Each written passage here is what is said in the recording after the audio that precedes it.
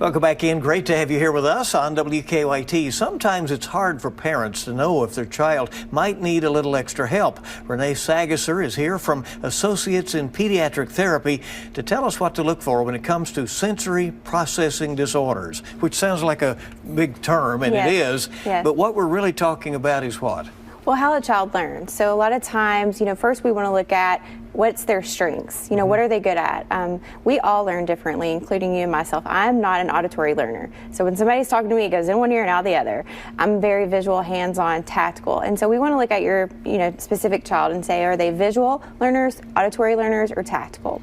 And that's super important. So that's our first starting point. So different children are different? Yes, definitely. And second, we would want to talk about what else could be going on. Is there any medical conditions that we need to be aware of? Is there any family history? Maybe you as a child had a learning disability yourself.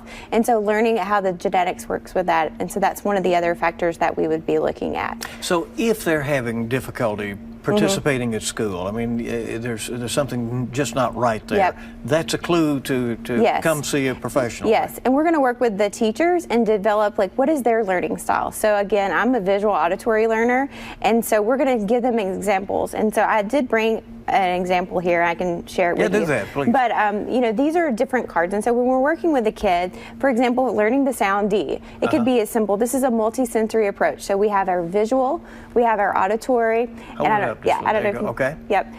we have the visual cue, the auditory cue, and then the touch cue. So everything has a touch cue. So for the sound D, it would be the sign for D, and you touch your right side. Well, what side is the dog tail on? It's on your right side. So it's sending that memory cue to your brain. So it's so important for us to give parents these strategies. You can do this with anything, with their science test, with their, maybe they're working on body parts. So teaching them a rhyme or a poem. And so teaching your child how they learn best. That's one of the best strategies we can give our parents. So there are times when a child has been struggling and you go through this process and all of a sudden the light comes on. That's right. And you figure out how to reach them. Because it's not just auditory, the teachers, unfortunately, sometimes they do talk a lot, but we want to help the teachers and also, at home, teach the parents to use your hand skill, your visual, whatever homework activity they're working on. These strategies come in handy. So I think that's very important. How do folks get in touch with you? They can just contact our website, www.kidtherapy.org, or they can call us. So, Thanks for coming in. We really appreciate it. Thank you.